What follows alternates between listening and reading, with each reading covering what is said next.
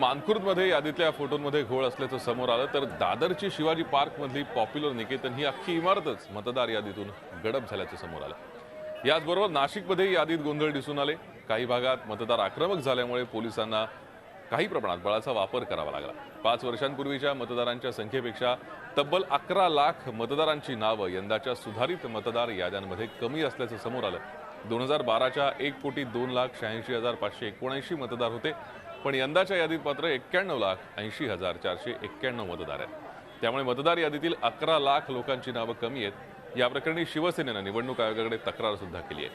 मतदार याद्यांमधल्या गोंधळामागे भाजपचा हात असल्याचा आरोप शिवसेना आणि काँग्रेसने केला असून नव्यानं मतदान घेण्याची मागणी सुद्धा केली आहे।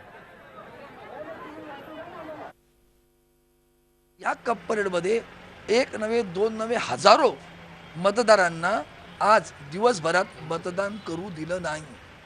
त्यांची नावं त्या लिंकमध्ये आहेत। असाच प्रकार ममद रोडला पण झालाय। लोकांची नावं लिंकमधल्या त्यांनी दिलेल्या ॲपमध्ये आहेत, यांच्या याद्यांमध्ये आतमध्ये नाही। आणि हे सगळं असं वाटतं की देर मस्ट बी कारस्थान वाटतं काहीतरी, जेणेकरून वोटिंगच होऊ नये किंवा या लोकांचं वोटिंग होऊ नये। बस्तीत त्यात इकडे बंजारा एक समाजाची एक वस्ती आहे, त्या समाजाची जवळजवळ 90% लोकांची नावं गायब होऊ शकतात का? 226 नंबरच्या संदर्भात तर आमची मागणी येतात की रिपोलिंग व्हायला पाहिजे, तर रिपोलिंगच व्हायला पाहिजे।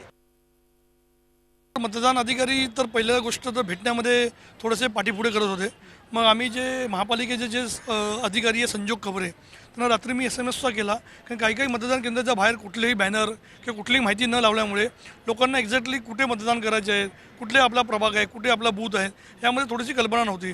रात्री संजोग खबरे यांना मी SMS केल्यानंतर सकाळी त्यांनी आदेश दिल्यानंतर काही ठिकाणी जिथे अशा अडचणी होत्या त्याच्यावरती त्यांनी तोडगा काढत तिकडे कारवाई केलेली आहे।